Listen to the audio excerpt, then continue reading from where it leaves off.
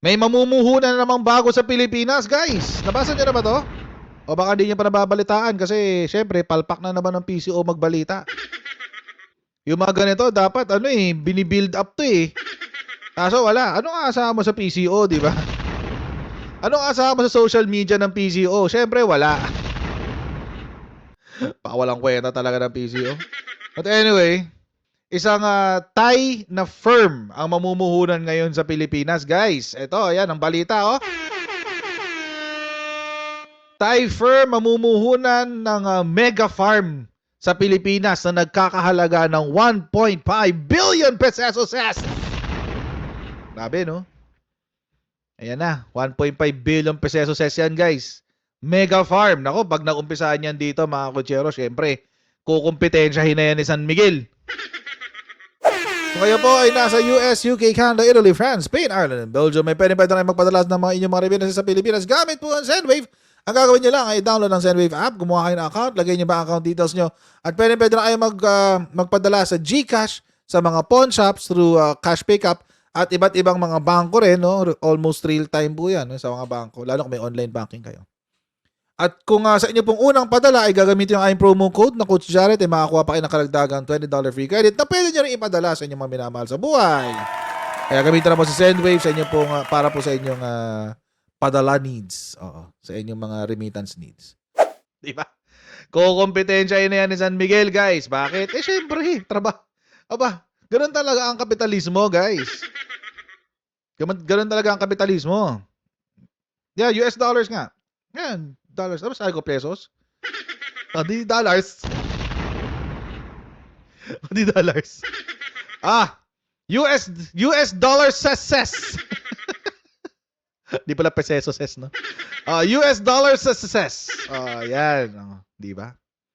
Mega firm. Alam niyo mga kochero, ang maganda kasi sa capitalism is kapag merong isang malaking negosyante, kukumpetensyahin yan. Siyempre, free market capitalism ang tawag doon, mga kochero. Isabihin, lalabanan yan ng mga lokal. Lalabanan yan ng mga lokal. So, pag nilabanan yan ng mga lokal, paramihan sila ngayon ng benta, paramihan sila ng gawa, paramihan sila ng benta, mag-aagawan sila ng market share dito sa Pilipinas. Happy-happy tayo dyan. Bakit? Kasi mga kochero, kapag maraming supply, bababa ang demand. Pagbaba ang demand, anong ibig sabihin sa law of supply and demand? Bababa ang presyo. Bababa ang presyo, guys. Pababaan sila ngayon ng presyo. Ano yung maganda dyan?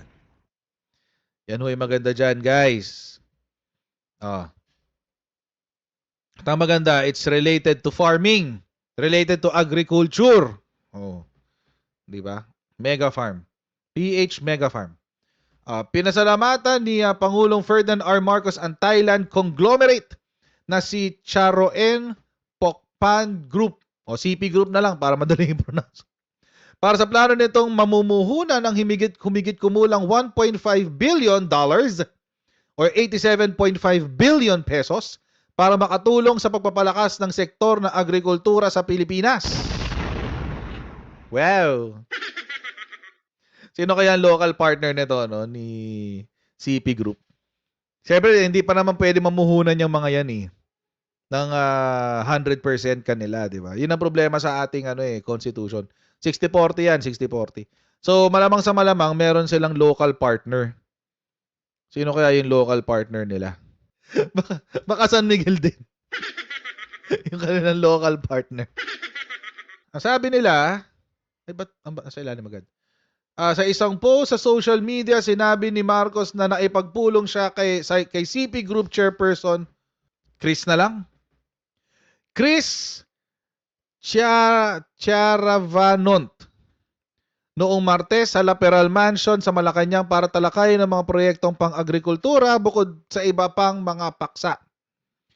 So sila daw, sabi, ay magbibigay ng 1.5 billion para mamuhunan at mag-uumpisa sila sa 10,000 hectares na modernized mega farm. Oh my God, 10,000 hectares. Magagalit si Cynthia Villarneto. Nag-e-expect ako na haharangin ito ni kung sino man bilyar ang uupo sa Senado. Kasi may chismis sa si Cynthia Villar daw, bababa sa pagka-mayor eh. Oo, bababa siya sa pagka-mayor. So, malamang yung anak niya, yung isa, si Camille Villar ang tatakbong senador, malamang sa malamang. So, dalawa na silang magkapatid sa Senado. So, meaning, dalawa na silang lalaban para sa interes ng mga magsasaka. Ay, kakalabanin nila ang interes ng mga magsasaka. Itong dalawang magkapatid. Anyway, 10,000 hectares ha. Hindi ito 10,000 square meters. 10,000 square meters is 1 hectare. Hindi. 10,000 hectares. Oh my goodness. Laki nito, men. Walang karagdagang impormasyon sa modernized na mega farm na ginawa. Noong Mayo, noong nakaraang taon, inihayag ng Pangulo ang plano ng CP Group na mamuhunan ng humigit kumulang 2.5 billion kasunod ng kanyang paikipagpulong sa mga opisyal ng kumpanya sa Malacanang. Okay, unang naipagpulong kay Marcos ang mga executive ng CP Group sa kanyang pagbisita sa Thailand noong November 2022. So, ito pala mga kutsero ay produkto ng Apolakbay. Di ba yun ang tawag ng mga Duterte Balahura supporters kay PBBM, Apolakbay? Kasi daw puro daw state visit. Tapos puro daw pledges. So ito pala yung resulta ng isang pledge. Tapos isang nangungunang holding company sa Thailand ng CP Group at may hawak na pamumuhunan sa 21 bansa at ekonomiya sa buong mundo na tumatakbo sa mahigit 200 na subsidiary at gumagamit ng higit na sa 300,000 na tao. Dami na empleyado. No? So yan. This is good news. 1.5 billion US dollars. No? Grabe, laki. Tinalo pa nila yung investment ng ng US State Department ng Amerika sa DND pala, sa Department of National Defense. $500 million lang yun eh. Ito 1.5 billion. Di ba? Good luck. Laki no? 1.5 billion. Ano kaya mangyayari sa mega farm na yan? Ano kayang produkto? Baka halo-halo. Baka hindi lang yan hindi lang yan hindi lang yan rice. Hindi lang siya alam mo halo-halo yan. Baka meron ding yan. Oo, baka meron ding mga baka yan, baka merong mga ano pa ba, yung mga Thailand. Malamang sa malamang may baka yan. Livestock, siyempre, chicken. Malaki. So I don't think it's just rice. Baka meron pang iba. Diba? Ang kunin dito sana ng mga empleyado nitong Thai farm na to, kailangan kasama sa application form, ikaw ba ay supporter ni Marcos o hindi? Ganito na lang. Dapat meron tanong doon, ikaw ba ay supporter ni Marcos o ni Duterte? Tapos ay papasok nila lahat dyan, mga tao lang ni Duterte. Mga supporter lang ni Duterte. Bakit? Para araw-araw silang sinasampal ng katotohanan. Na ang trabahong pinagtatrabahuhan nila ay nanggaling sa pagbiyahe ni PBBM. Di ba? Di ba? Araw-araw silang sinasampal ng katotohanan. Na yung pinagtatrabahuhan nila ay produkto ng trabaho ni PBBM. Di ba? Para masaya. Araw-araw silang papasok na masama ang loob. Di ba? Pasok sila kamot ulo. Kay PBBM galing tong kinakain ko ah. Kay PBBM galing tong pampaaral ko ah. Ang sama siguro sa loob no. Nagtatrabaho ka sa tapos ang utang na loob mo doon sa kinakainisan mo. Anyway, mga kotsero, itong investment na to ay parte lang ng total of ilan ba? 950 billion pesos na Board of Investment approved projects from January to June 2024. Dami na, no? Almost 1 trillion na, guys. Almost 1 trillion na yung investments na pumapasok sa Pilipinas. And this is ano when I say investments, hindi ito yung tawag dito, yung stock market. Kasi sa stock market, iba yun. Iba yung bilang nun. Ito, yung bilang nito, yung actual brick and mortar businesses. So, mga brick and mortar. So, ito yung mga kumpanya, magtatayo sila dito ng mga subsidiary nila, etc. etc. So, ito yun, 950 billion. Ang galing. Sana na-hype, 'di ba? Kasi walang hype eh. Walang hype. Again, sisisihin ko na naman ng Presidential Communications Office dito. Palitan nyo na yung secretary dyan. Oo, lalo-lalo yung social media, yung USEC nyo for social media, tanggalin nyo na yun.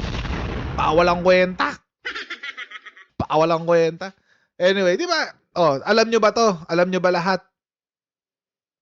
Alam nyo ba to? Naibalita ba to? Kahit lang sa social media, di ba? Ano naman yung nagbabalita? Hindi na-hype. Wala. Ano asahan natin? Di wala. Ni hindi man lang,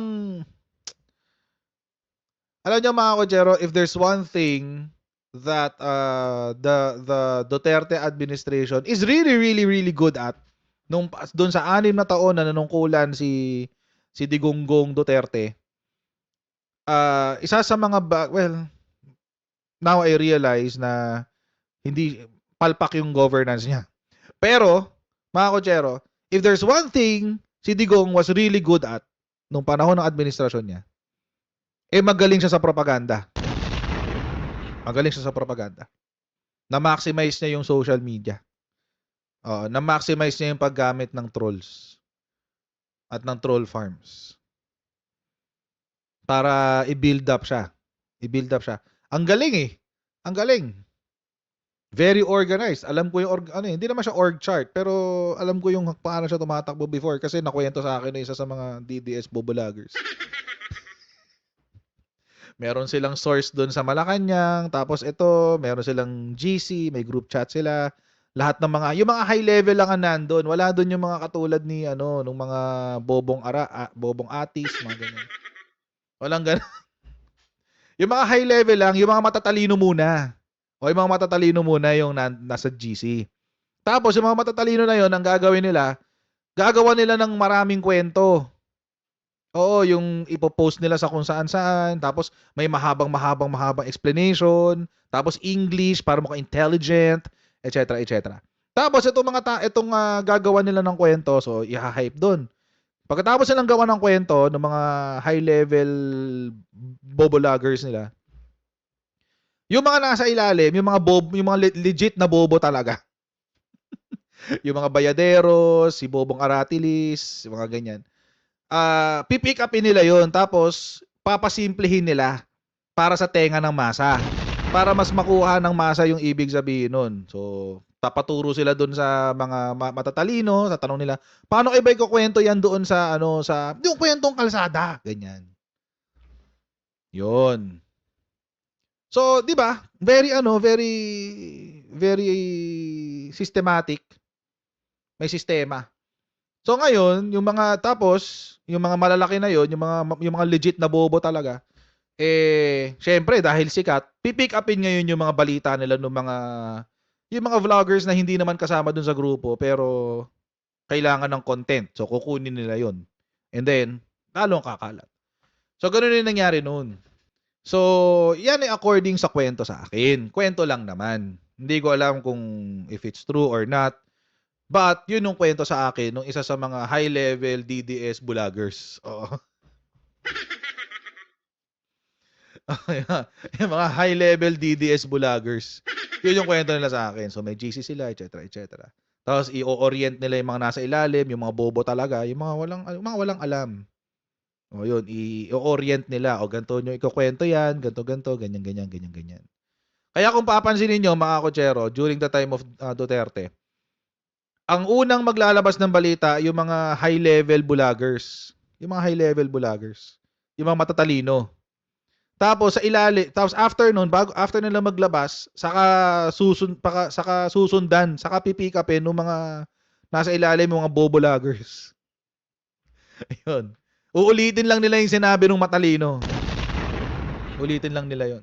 Pero masisimplihan nila para sa tengang masa. Etong PCO wala walang kwenta eh. Walang ganon. Walang ganong sistema.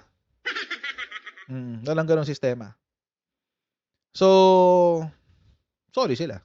So, tulad ng mga ganito, hindi na broadcast. Sino ngayon na maingay? O yung kabila. Sasabihin, asa na yung pledges? O, ayan yung pledges. O, almost 1 trillion. Ako wala akong naikuhang communication from PCO. Seryoso yan. Wala akong nakuhang communication sa kanila. Kapag ako po hype or hype quote unquote, nag-build up ng projects ng admin. Wala, ako yan. Na-research ko lang yan. Nabasa ko lang somewhere. Saka ako lang i-build up. Tulad yan, itong sa Thai firm. Nabasa ko lang to sa Remate kanina. Di ba? Kung di ko pa nabasa sa Remate, hindi ko malalaman, ay, meron pala namumuhunan sa Pilipinas. Meron palang ganon. Hindi ko rin malalaman na yung nag-invest ay galing doon sa pagbabiyahe ni PBBM. Okay? Hindi rin ako makaka-interest alamin magkano na bang umabot ang investment ng Pilipinas. Nasa 950 billion na pala. Palakas ng palakas ang ekonomiya ng Pilipinas. Tapos sasabihin ng ibang vloggers, nagugutom kami. Sabi ni Berto, sa tabloid pa, talo ang PCO. Correct. Talo ng tabloid ang PCO. Anyway, nagugutom kami. Di magtrabaho ka. May trabaho naman. Hindi mo lang hinahanap. Yung speech sa maisog. Nagugutom kami. Di kumain ka. Daan kang Jollibee or McDo. Hindi ako sponsored ng mga yan ha. Ewan ko sa inyo, bakit ganun sila magdrama. But anyway. Yan 950 billion. Ang total investment January to June lang yan mga kochero ha. Ano yung mouse point. Ayan January to June 2024 pa lang yan. So nasa kalahati pa lang ng taon, nasa almost 1 trillion na ang investment sa Pilipinas. Galing.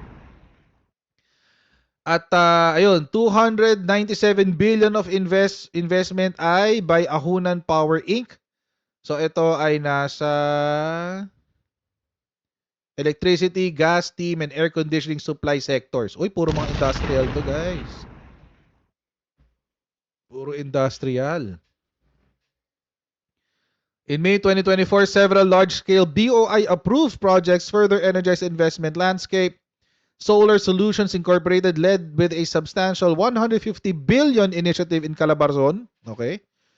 Tapos, Blue Wave Energy with 120 billion pesos investment sa Central Luzon naman. Offshore wind energy development. Ito may mga locations. Calabarzon naman ang may highest regional investment approval totaling 592 billion pesos. Grabe no? Grabe.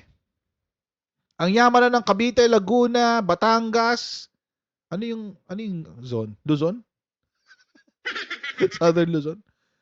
Calabarzon, Cavite, Laguna, Batangas, Rizal, Quezon. Ayun, Rizal. Magkakadikit kasi yan eh. Cavite, Laguna, Batangas, kasi Rizal, Quezon. Ayan. Okay.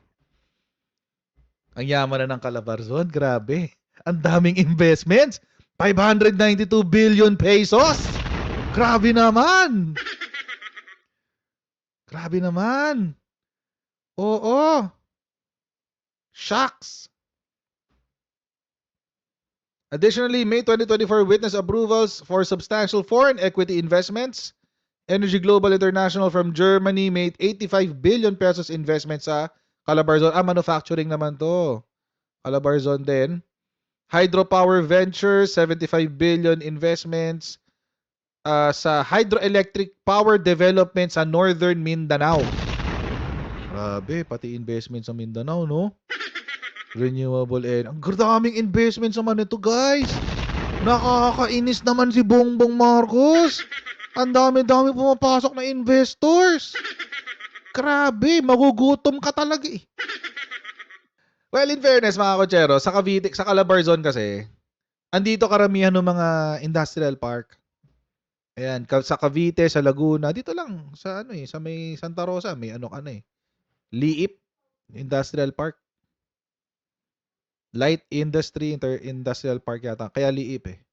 'Yun. Dami niyan sa Cavite. Tsaka dito sa Laguna, ang dami niyan. Batangas, ang dami rin. May dalawa yata sa ano.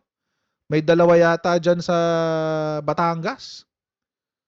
Oh, maraming ano diyan, mga industrial parks. May EPSA rin. May EPSA. Oo, kaya maraming ano talaga diyan magiging investors. Tapos, investment pattern also reflects notable international confidence from Switzerland, Netherlands, okay? So, si Jetstream Windcraft Corporation at Tricontis South Wind Corporation, each investing approximately 115 billion pesos. Oh, di ba? For energy and manufacturing sectors. Grabe, no? Oh, nakakahiya naman sa mga DDS. So, congratulations, no, sa Marcos administration. O magwa 1 trillion na kayo sa 2024. Grabe naman. Sana all may 1 trillion. Sana all may 1 trillion. Oo. Well, hindi man lahat may 1 trillion, mga kotsero. Hindi man ho lahat merong 1 trillion. Sigurado tayo na merong isang pamilya na may 51 billion.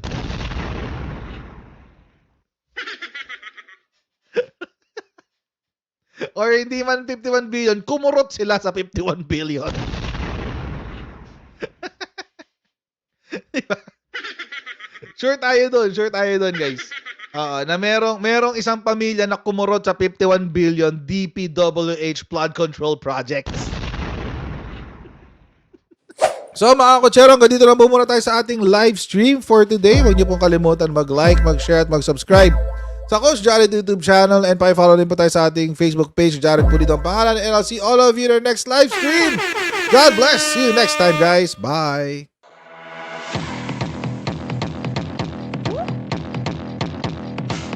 Pag ganun, huwag natin gawing tanga mga Pilipino. Mas maganda kasi nasa lugar ka ng tama kaysa yung pinipilit mo yung pagkakamali.